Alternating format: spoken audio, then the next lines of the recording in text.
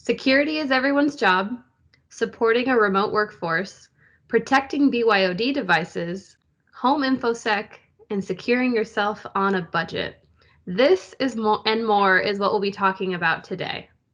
I'm your host, Emily Carrion, and it's my absolute pleasure to welcome today's guest, Jose-Miguel Maldonado, VP of Business Ops and Security at Rubica. Welcome. What's going on? Let's do this. I wanted to have JM on the show because he is an expert in business security. Personally, having worked at half a dozen startups, Rubica is by far the most secure. And I mean, I guess it makes sense, right? We're a cybersecurity company.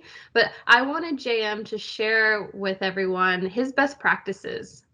So let's get started. Can you share how you got into cybersecurity? Wow, into cybersecurity. So I'll tell you the cool answer, and then I'll tell you the real answer. So, of course, you want to protect people from the bad guys. But I remember one incident in particular. The job I was working, it was a systems administrator. We had a externally facing intranet site, and someone hacked in and defaced the site. And not only that, in the Apache config file, they kind of put like, hacked by blah, blah, blah, you guys are chumps.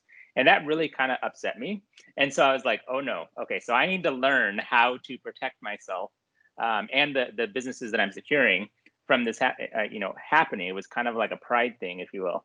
The answer on top of that is I just finished undergrad. We were very poor. And so I found out that I could defer my student loans if I went and got a master's degree. So there was a master's degree. It was a new program. This was like 2006 for network security. And that's how I ended up here. That's awesome. That's cool. So at Rubica, security is really everyone's job. It's not just the job of InfoSec. And you've made it a core competency for the company.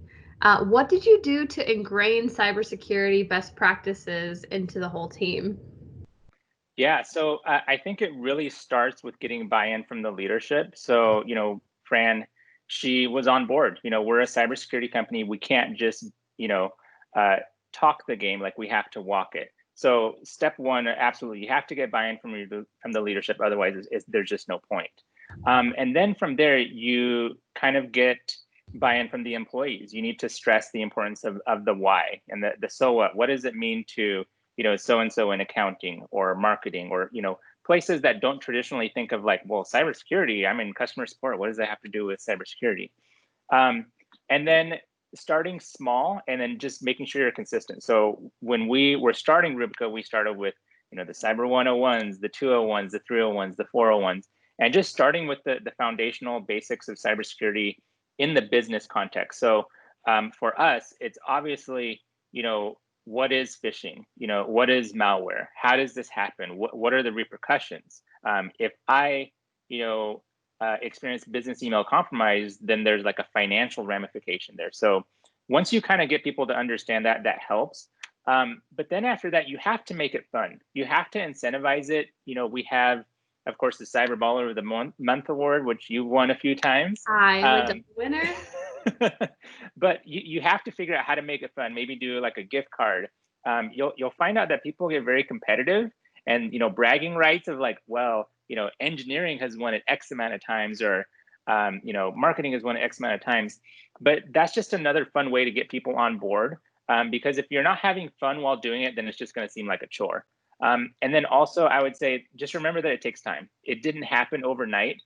Kind of looking back fondly of the old days and, the small team, we really just set the groundwork there. And now it's kind of, in our recruiting, it's in, when we onboard, it's like in our core values. So it's like we live and breathe cybersecurity, and that kind of comes out through it. So hope that answers the question there. Yeah, absolutely. Well, I just wanted to add, like, it's really InfoSec has felt like a partner.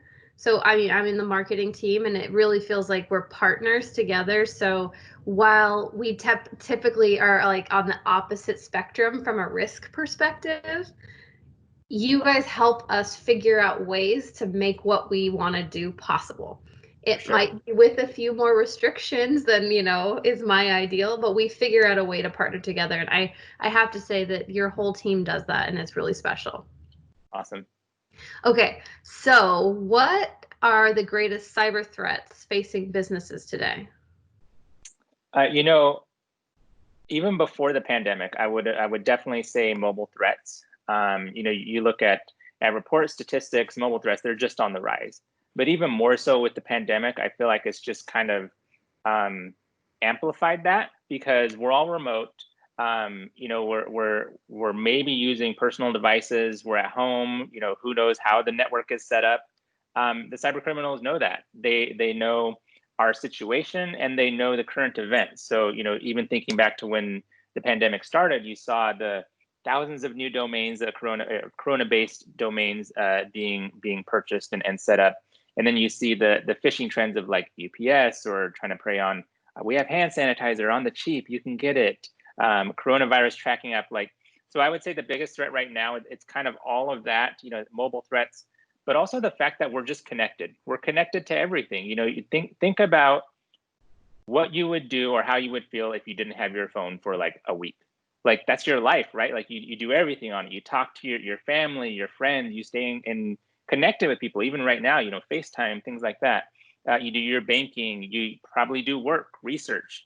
Um, I would say that again, cyber criminals know this. They know that that's a jackpot. They know that our lives are so, you know, digital and encompassed in this technology that it's just a gold mine for them. So I would say mobile threats and the fact that we're so connected. Yeah, that makes a lot of sense. Okay, so kind of on that thread, with the move to supporting a remote workforce, many InfoSec teams are totally overloaded. There's so many more support tickets. So what advice do you have for them? How can they secure their teams without adding more work? So obviously, I'm going to be a little biased, you know, because Rubica, it's kind of I don't want to say a silver bullet, but it does check a lot of the boxes. You know, frankly, antivirus, things like that, they're just not enough.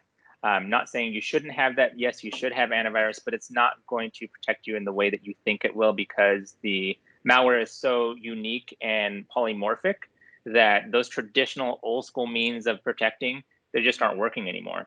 So for the remote workforce, I mean, you're right, they are strained. So, you know, people have to VPN in, they have to set up, you know, new access. So I would say definitely for your business, your team, use Rubica. That's going to simplify because it gives you, you know, advanced threat protection, and we're able to, you know, kind of give those new threats, the bleeding edge threats, and be able to identify those.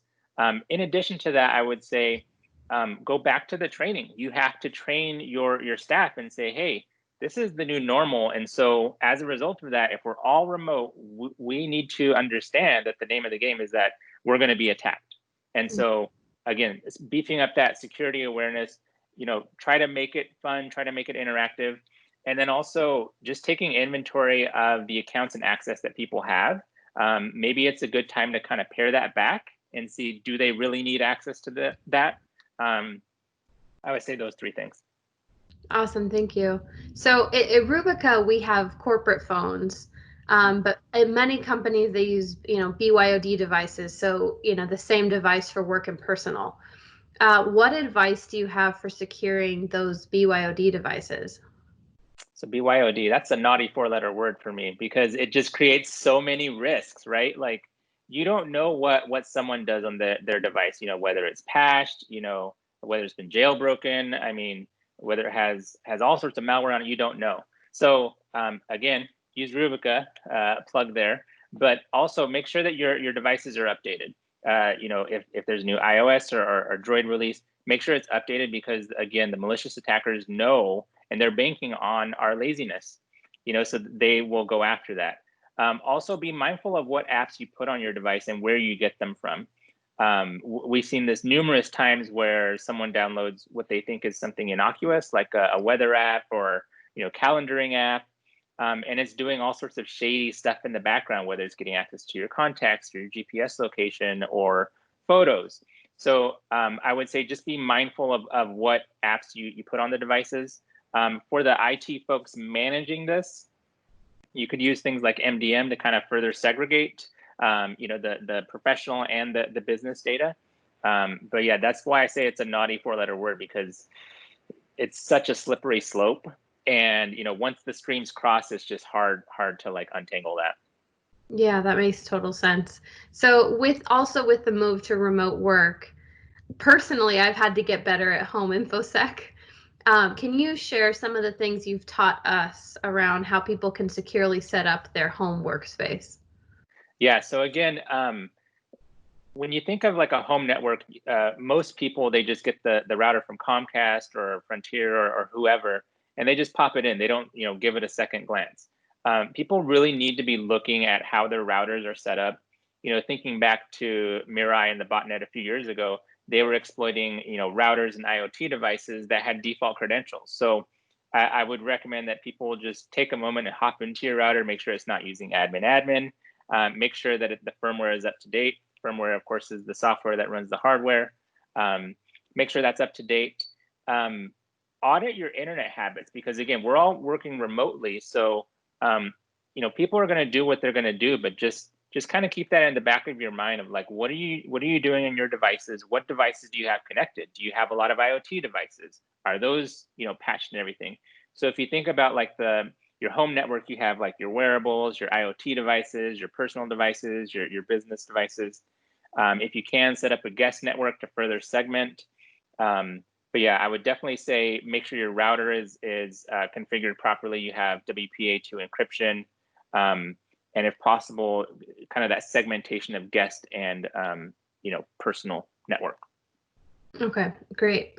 So if I'm someone who knows cybersecurity is important, but I'm not necessarily a cyber expert, what is the minimum I can do to stay safe?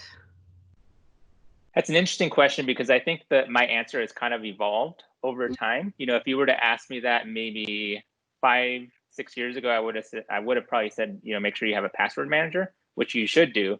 But if I can give people one piece of advice, like they're a novice, they just like, I don't know what to do. What's one thing that I can do? Put MFA on all your accounts.